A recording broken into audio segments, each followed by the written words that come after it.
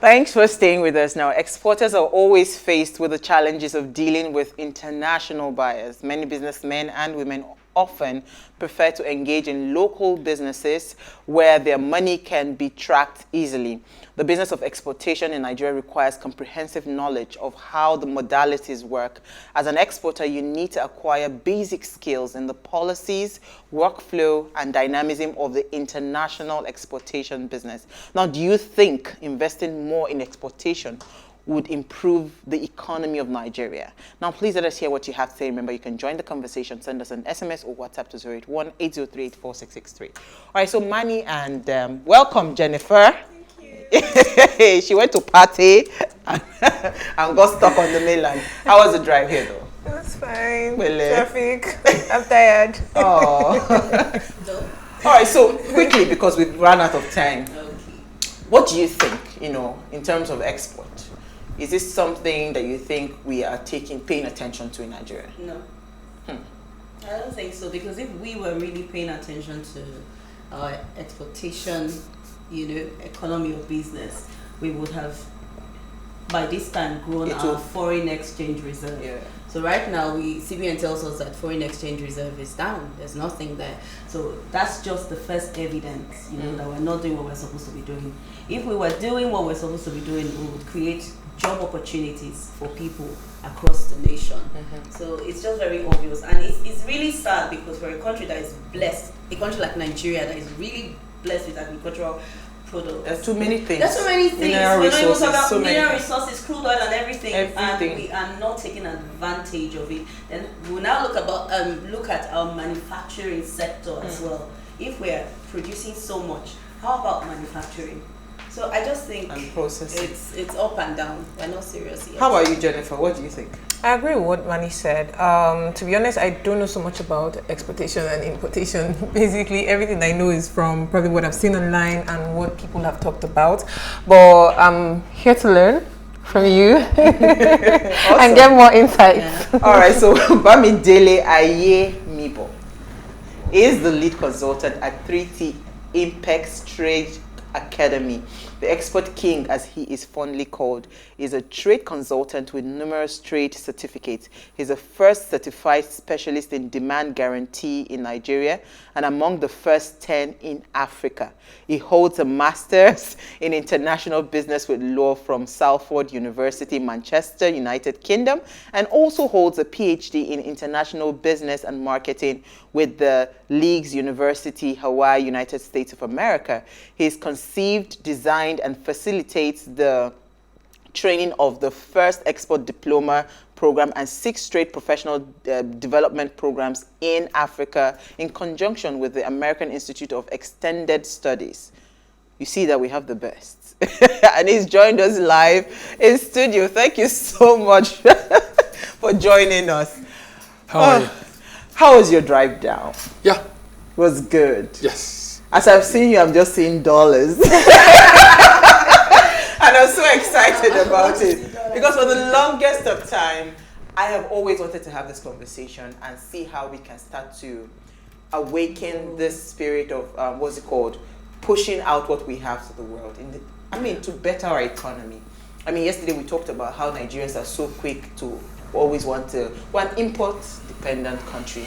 We want to buy everything, want to wear everything foreign, so we're not even looking at opportunities. See, I don't have a problem with us liking imported things and foreign things, but if we are also measuring that up with how much we're earning from what we also push out to the world, we'll have a bit of balance, when it comes to the economic challenges that we're facing. So maybe we should start from export as it is. What do you think the export segment or sector of our economy, what do you think is happening there? Are we really paying enough attention there? I told you when we met, the first question I ask is, why are you interested in talking about export? To make money. Yeah. Now, and I told you that I've been on different TV stations, and most of the time it's interview around the government policy. What do you think? How do we go about it? Not really talking about how do you really... Yes. And I was saying that where we are today as a country, this should be one of the leading considering the challenge we are faced with. All of us are feeling the pain. Yeah. Most of the things you are buying the last 2-3 years, the price has gone up because they are imported, and the people are buying dollar at a very expensive rate.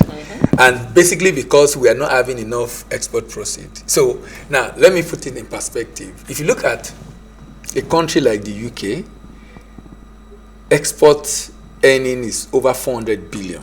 Hey, what? Now that's about 70 million Pounds. people. Dollars. Okay, dollars. That's about 70 million people. Now look at Nigeria. No, look at Nigeria. Nigeria 2019 did about $62.5 billion total. Now, of which oil is, of course, 85%. Now, the whole of Africa is not enough to 500 billion. Wow. The whole of Africa. UK is at 70 million people is doing Yes. 400 million. 400 billion. Sorry. So, now, the world trade in goods is about $18 trillion. The whole of Africa is doing 2.6% of that. Wow. The whole of Africa. The whole, as in 1.3 billion people. Now, by the way, Africa is exporting now. Only that we are not exporting high-valued goods. We are exporting commodities. So look at this. If I want to export, if you look at the total market size of cocoa in the world, total market size is about $9 billion. Let's say $10 billion. The market size of chocolate alone is about $30 billion. So who is making money? Who is making money? The man doing commodities or the man doing value And by add? commodities, you mean the raw cocoa, Primary. as opposed Primary. to exporting the chocolate. Yeah, so I'm saying I'm trying to illustrate the fact that Africa is doing a lot of export, but in terms of earnings, it's not so much. It's not reflected. It's not, because we're not adding value to it. And of course, there are a lot of issues around that, which we'll talk about along the line. So I'm just saying that, so for me, it's commendable that you're thinking about it. I think it should be a major discussion for sensitization.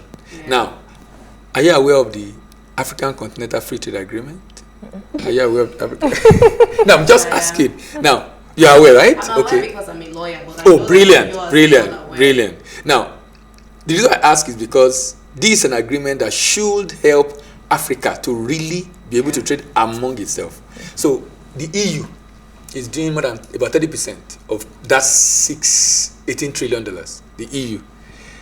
But about 70% is intra-EU trade.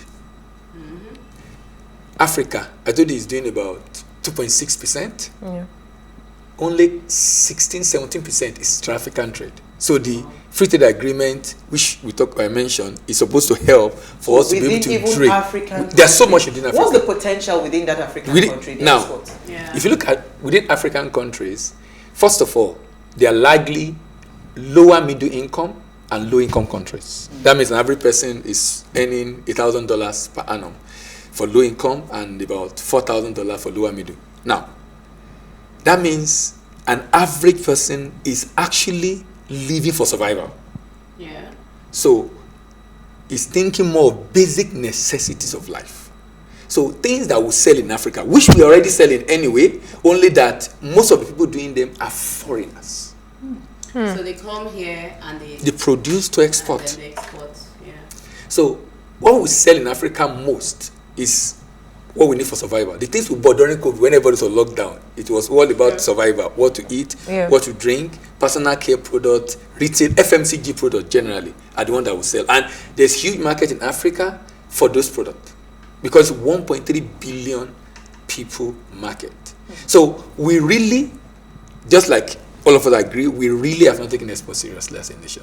So We are doing, yes, go ahead. yeah, so what are these high value commodities or No, I mean these high value added. So what are these value added things that Think are of- supposed to be exported from Africa? This one of them, this glass, this one of them, this phone, processed food is one of them. I mean, things that Processed you have food. added value to. So that means it's not in the It's not primary in the raw state, it's either in the secondary or preferably tertiary state. Because the more you add value, the more the price. That's why I give you that example of the people making money. The 75% of cocoa production Comes in from Africa. West Africa, Yeah. West Africa, West Africa.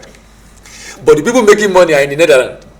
The issue we have with Manufacturing. So what's the It's cha- manufacturing. Yes, what's the challenge? right? Because you said you said either in the secondary stage or tertiary stage. So I was about to ask, what are these things that If we I gave manufacture? if I gave you chocolate Yeah. that was manufactured here, will you eat it? I will eat it, yes. It's because you are an export person. I'm eating Nigerian chocolate. You know the interesting thing, that's the challenge. You know, the interesting thing is there are a lot of things happening in Nigeria. Only that this country is very big. So when someone is doing something amazing, you don't get to know about it. Yes, you're right. Just go into Spar or any of the supermarket and check out the snack. And just turn the back and see. Sometimes when you see the design, you won't know it's Nigerian to look at the back. You won't know. I think because a lot of the supermarkets are springing up and they are placing demand on quality, we are responding to it. I like that. We are responding to it. Because at some point, when ShopRite came in, I understand they were bringing something from South Africa. Of course, the government had to go tell them that. So they had to now. Must be local. So we are responding to it. For me, I've seen fantastic. I've seen, of course, a number of products with issues, but I've seen fantastic products that sometimes I wonder, you wouldn't know if this is made in Nigeria. So we're doing a lot. Only that is so small. So here is what I'm thinking we should be looking at. Yeah. Those people producing those things, most of them have challenge with financing. So, but they might not be equipped enough for the bank to consider them because maybe they're small, for a lot of issues. But you and I can work with them. And here is it. So that means you can actually export without necessarily owning a product. So I export pap, I export beans flour, I export granite, I export kuli, granite cake, Interesting. Now, I don't own any of those brands. I'm just a merchant. So you can be a merchant. There's a whole value chain actually. Exactly. So you can actually get them to produce for you in your brand. And NAFDAC have arrangement for that, to have your own NAFDAC number and someone producing for you. They have arrangement for that. Do you get a handsome reward for this? For what's that? All the things you are helping to export. So the return rate like? No, if you're doing value-added manufactured good, it will always be good because the raw materials are from here. That's just where I'm emphasizing. That's why I'm not, in as much as I'm not against the commodity export, but I really don't think we should be pushing it. I really don't, because we're not making someone made a statement. He said, when you export commodity, you export job and import poverty. And I completely agree with it. Sorry, come again. When you export commodity, you are exporting jobs and importing poverty. Wow. That's so profound. Because you actually export job to the country that add value, and when you import and use our forest, you import, then you impoverish the country.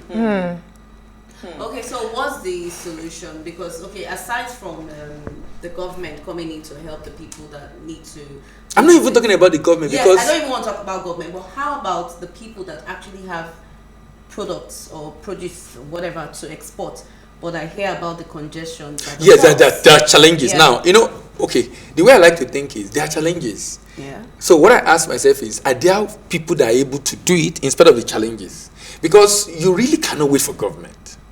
While we put pressure on government for government to do what they have to do, there are foreigners in Nigeria. When they came into this country, they were not looking for Buhari to help them to do anything. Yeah, but you forget something. They came with money. Sometimes they came with money. I'm not disputing it. I'm not disputing it, but I'm not disputing the fact that they came with money. But the challenge in question, you can summon. Let me give you an example. When the port was congested, people were using barge, and I use barge also. That means I take it to a jetty, put the container on a small vessel, and it will move into the port. Because now you have to now ask yourself, do you want to keep the good waiting till your turn to enter? How much are you losing doing that? Or you want to spend a little bit extra and move through the waters? And the interesting thing about this challenge is that it has created other businesses. So people now just work with batch. I was in the government, Nelson Bank had a program in Ondo State the other time, so I was there on the panel to speak, and a particular farmer was talking about what they did with the Ondo State government to use a navy jetty to be moving stuff by water. Those waterways have been there, we've not been using it, to move to Lagos and avoid the delay. So it's getting us to be more creative. What I'm basically saying is that these are challenges, but there are ways around it, and people are finding ways around it. And if we are doing value-added manufactured goods, we also will be less concerned about, you remember the story about Nigeria Exporter. Do you hear the story? No. When the Audugbe was the minister, that we celebrated export of yam and the yam had issued in the US. Yes. Are you Oh yes, but like they were all rotten. You are joking. So when you put yam in container and there is sun and there is traffic, it will cook. So we exported cooked yam. It will cook. So one of the things is that that's a challenge, because now we have challenges. So we've not really matured well enough to be able to do a lot of perishables. If it's not going by air, it's not wise. If you get to NACO at the airport Monday, Tuesday, Wednesday, you see a lot of people exporting vegetables and a lot of perishables. Yeah. That's better. So, but going by sea is because you can use a refrigerated container to keep it at the optimum in transit, but before it gets there also, that's what happens. Another issue with what you just said now, trying to export these products by air, is the increase in the cost of the overhead cost. Okay, let me give you an example. So I told you I export pap, right? And I ship by air for 2 years before I started shipping by sea. By air for 2 years before I started shipping by sea. You are shipping to a high income country. So they can. It's like someone that wants it offered in the US, in the UK, in the US. You must be ready to pay for it. Yeah. So if you want to take pap during winter,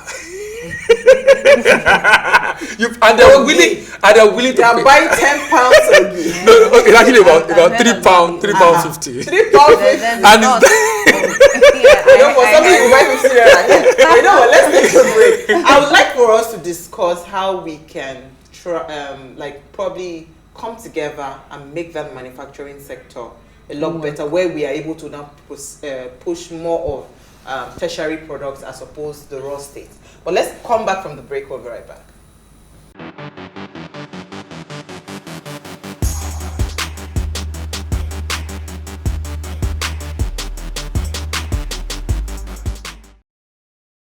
Thanks for staying with us. Now, if you just tune in, we are having an amazing chat with Bamidele Ayemibo on export opportunities and the challenges in Nigeria. Now, please let us hear what you have to say. Remember, you can join the conversation. Send us an SMS or WhatsApp 081-803-84663. So this conversation is so interesting. It's actually sweeting my belly, because I know that there's so much opportunities in the export sector, but I didn't understand this much, because the people that I know that are into export, they currently export like raw products. So for instance, Zobo leaves, they export sesame seeds, of course. I mean, the day I went to UK, I saw my sesame seed ready. In case you don't know the local. Let me. Have you finished? No. Yes, I want to say something about that. When I saw it, I saw price. I said, Jesus. Is this And I bought it. Oh, you bought it? Oh, yes, I did. And that's what he was Because I actually love sesame seed. Okay. And I bought it. I was saying, God, this money that I used to buy this tiny thing, I would have bought plenty. In what form? It was already processed, packed nicely. In white, just like that. In a sachet. Now, what I wanted to talk about was that sesame. I bought one on the street of London. I saw at the back, made in Poland. I know Poland. Sesame biscuit. It was processed into biscuit, so it was a biscuit. Yes. I saw at the back, made in Poland, and I know Poland does not produce sesame seed. They buy from Africa. But that's what happens when you don't add value. You go into oblivion. Nobody know the source of that raw material. They only know that there's not made in Poland. Nobody talked about where the raw material is coming from. Of course. And that's the person that made the money.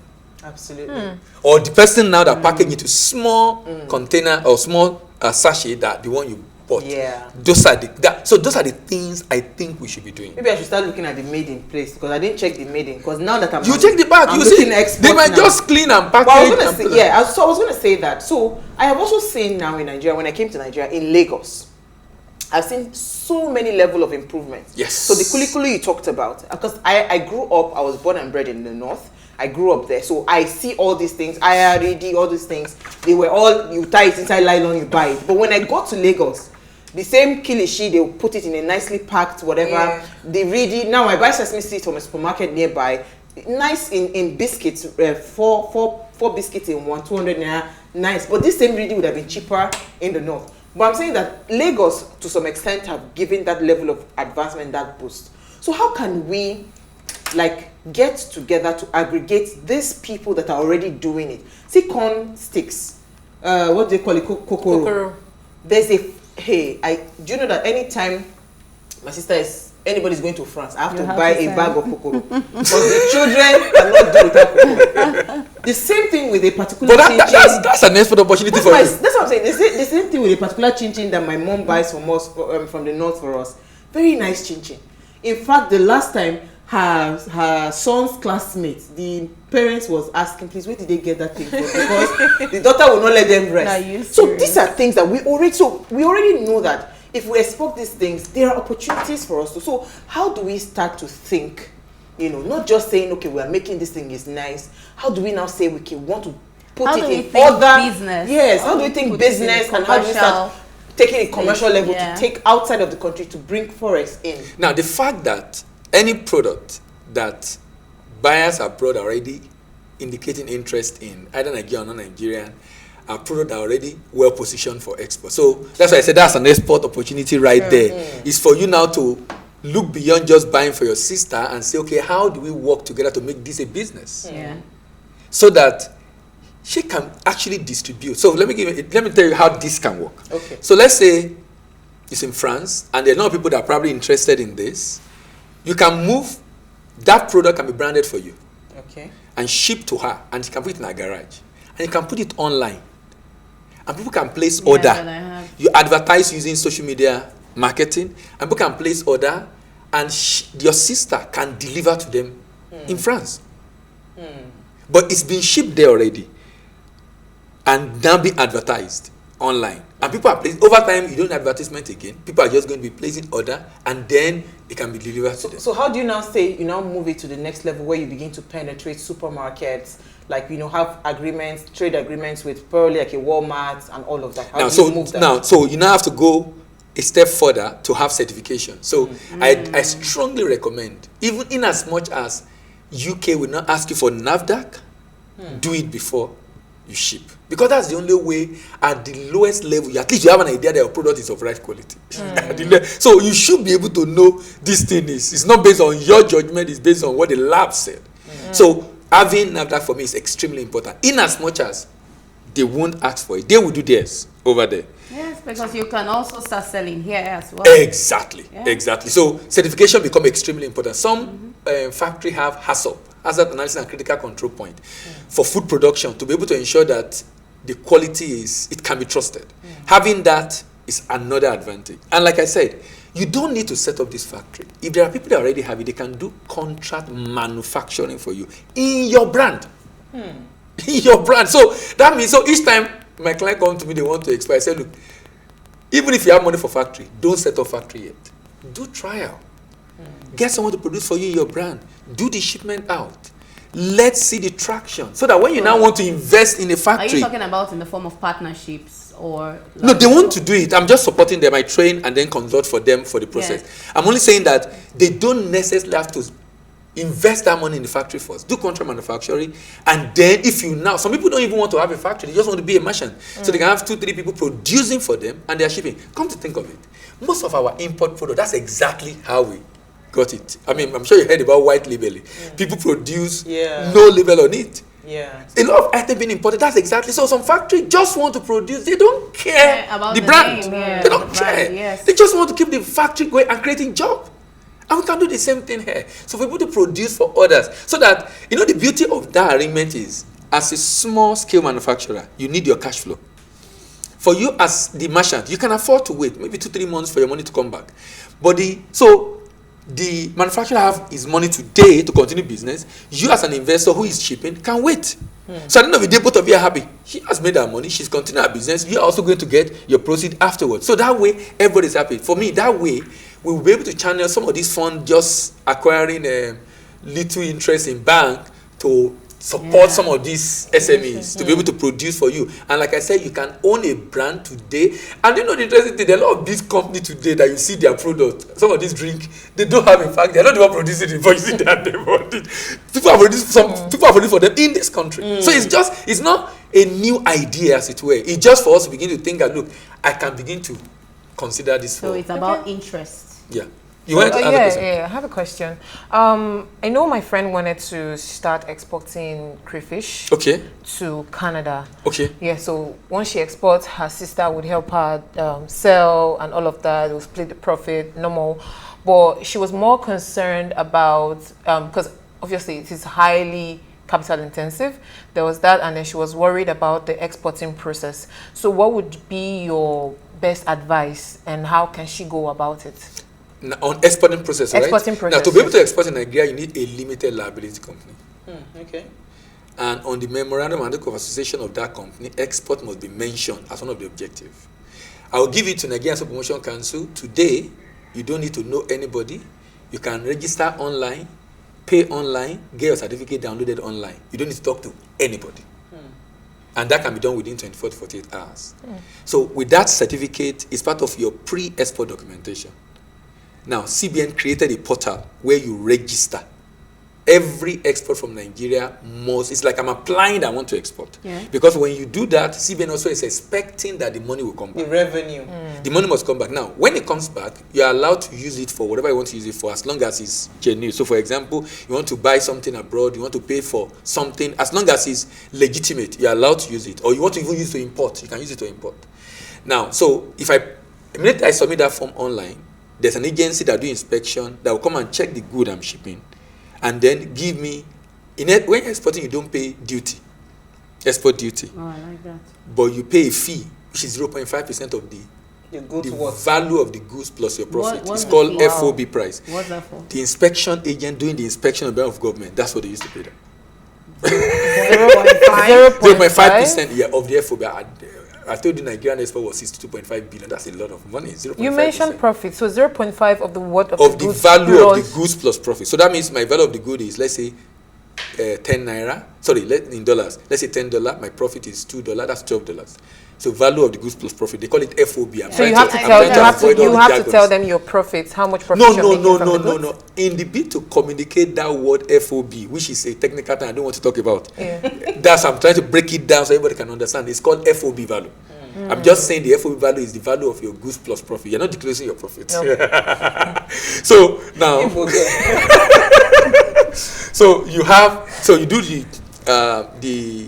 you pay 0.5% next fee. Then the agency will issue a certificate that will allow custom to clear the good for export. When custom clear the good for export, issue a document again, another document, then the shipping line. All these are done electronically. They're all automated now, so you don't carry document around. It's just for your agent to follow up to be able to do all that. So must you have an agent? Oh, for you to export or import, there is a custom license agent that relates to a custom. They can speak their language. They know exactly how to go about the process. So you can't do that. You have to engage them. You pay them for their fees, yes. Oh, okay. So you pay the custom agents, you pay for the FOB. Do you help with the... No, we actually handle. Yeah. Okay, you help with the agency. Oh, yes, we handle. Awesome. So if I want to export, I can come to you as my customs agent and you help me with the whole process? Exactly. We actually, yes. Like a support service around clearing the good for export, yes. So how long does it take? That's where whoever you're working with becomes important. If he has a lot of transaction, if you are not putting under pressure, you might bend your transaction. So that's why, but typically, all this process should not take more than 3-4 days, max a week. Really? Yes, it's not automated. No, the delay is in the moving of the truck entering the port, which has reduced now. That's significantly reduced now. And then the shipment when there was congestion. But things are a lot better now. It's not like... Okay, so I am Joseph from Nasarawa State. How do one overcome challenges with exporting of perishable goods? Oga don't tell you, see, let's focus on... No, so it's from Nasarawa State. So the best bet is to ship through Abuja Airport. Okay. So you use the cargo terminal there, but Nasarawa is very far. Let me paint the picture of vegetable export for you. If someone export vegetable from Lagos, they will have to harvest it as early as 5 a.m. Package, it has to get to the port before sunrise. Ew. Wow. Because when sun begins to rise, so that you can get into the cooling system waiting for the plane. So there's not precision involved. So if you are starting, I don't think it's wise to go for perishable. I don't think it's wise. We are starting. But Unless no, this one, No, it but sounds like it's that's already what there. he has already. So oh, that's what he has. Yes, Yeah. he says, I am. So he said, how do one overcome the challenges of exporting perishables? So you have to Very work with exporting. cold chain. So get a trucks that will keep it in the condition. A refrigerated truck that will move it from Nazareth to the airport. Abuja. To Abuja airport. So that's his closest point. Airport, yeah. I'm coming to Lagos will not make sense at all. So I want to ask, right, with what you just said, Yes. how would infrastructure aid exports? Yes. So that's where government comes in. If government now the rail is getting to the port, and I'm aware some people are moving good from Ogun State to the port So let's by commend rail. the government By for rail. the rail So expansion. yes. So if rail can work well, it will crash the price significantly. Yeah. Because a good chunk of the cost is transport cost. Yeah. I'm sure you've heard people that will tell you that sometimes the cost of moving goods from Lagos to Kano is more than the cost of bringing it from China to Lagos.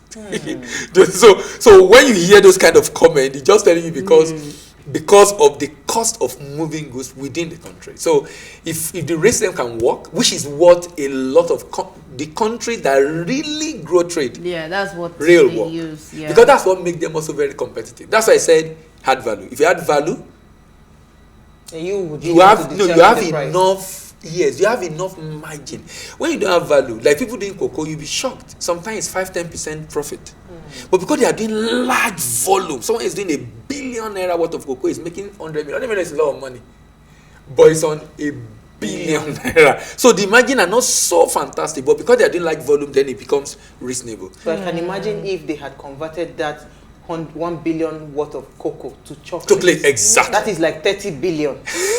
Wow, the way you the way she calculated this thing very fast. Hey, my All God. these hello girls. See, we are going to make money this 2022.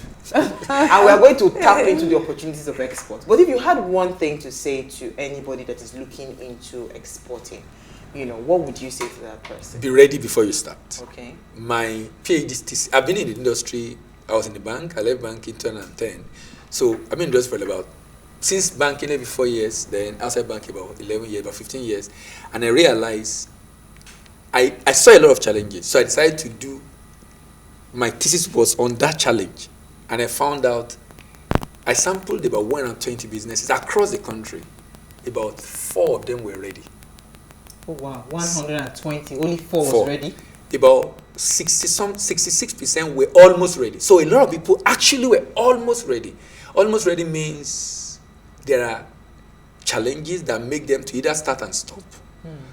Or that if you look at it, export, the number of exporters in Nigeria, both legal and illegal. When I mean illegal, those that do without documentation, probably not up to 2,000 companies. Import is in tens of thousands, but export is not. Now, people are registering to be exporter every year, but not many are able to continue because of lack of readiness. Trade generally is knowledge intensive. So it's like you want to put your money into this, it's good you learn about it.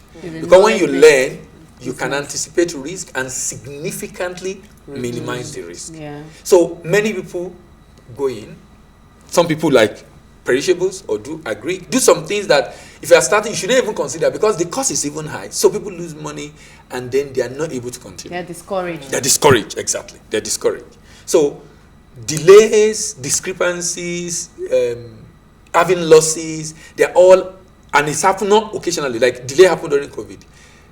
That's not regular. If it's happening regularly, it's a sign of lack of readiness. And that means there's area of incompetence that need to be improved on. If that is done, you can significantly reduce the risk. So knowledge, you must gain. It's very important. It's extremely important. So do you train Yeah, people we do training. on like how often do you train people? So when I did my bio, we did a diploma.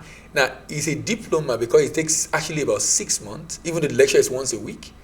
But the material is such that you need to be able to, you can choose not to write the exam if you're doing it for your business, but we recommend you write the exam. But why don't you compress The it? reason I think is, 6 months no, people can do it within a short time. Yeah. The lectures are online, so if they want to finish it early, they can first phase. But the issue is, I recommend they write the exam.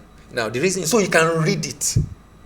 Because there are a lot of documentation involved. So it's good you know. So you want to tell me now that me when I no go school like this, so? No, you don't need to go school. No. Let me explain. I said to read it. I said you don't necessarily have to write the exam, but at least know it. So I just mentioned a term now, FOB. I deliberately did not define it. These are just terms you need to just be familiar with. But the truth is, it's just like you're learning something new now. Over time, you get to know it. It's not rocket science, sincerely. Only that it's good you learn it and then get used to it. Because these are terms you're going to use from time to time. Like the process you talk about, there are different documents involved. And you need to, if you're going to engage an agent, like you have an agent. If I don't know what the agent is doing, I can't follow up. I say, how far? Okay, they have not come for inspection. Who is doing the inspection? What document is over? So if you don't know, you will just be, they are still 2 days, 3 days. It's just telling you stories because it knows you don't know. But if you know, then you can ask questions. So it's good you know, so you can ask questions and ensure nobody mess up your transaction. One final thing, because I hear people say, oh, cashew is very sweet, the money is very sweet, want to. Is it that sweet? No, and how are we exporting our cashew? Are we processing it? No, a number of people are processing, Okay. but more than 90% of our cashew are exported either raw or Half cooked. yes, intermediary product. That's state. kernel. When you remove the shell, now look at cashew nut. The raw cashew nut, the price is about $1,000 plus, maybe 1,000, 1,200, sometimes 800, 900. When you remove the shell, even though you will have lost about 80%. Yes, 80%. So if I have 100 metric tons of cashew nut, if I process, I might be getting about 20 to 25 tons of the kernel. Oh, wow. Yes. Now, and I will sell that depending on the size and the quality, and I can sell that 7, 8, or 9, sometimes $10,000 per metric ton. So it covers up the loss. Exactly. You get where I'm going. So you would have created a job because it's labor intensive. Processing cashew is labor intensive. So you'd have created a lot of jobs, and then you are still able to export and generate. So is it because we don't have the equipment? No, that we are losing that 80%. Yeah, no, look, the let me tell you what I think about our country. Like father, like children. The government export commodities. The citizen export We commodities. export only crude. When people come into the sector, some people, they don't even have, the only thing they think about is commodity. Because when you think of Nigeria, even when you look at the top exported products in Nigeria, it's commodity you find there. So what people get to know about is commodities, even though there's so much value-added manufacturer who live in Nigeria. But what you get to hear about is commodities. Are you on Instagram? Yes, I'm on Instagram. Yes. Okay, so I think what we need to do is we need to educate the public. Yeah, that was so exactly what knowledge I is told power. her, So that if we are talking if about we these things, educate the public, Yeah. you're going to see a lot of different people are going to begin to think about it and begin to exploit, and then you see a lot of people spring. I'm sure they are thinking what I'm thinking. I'm definitely going into it.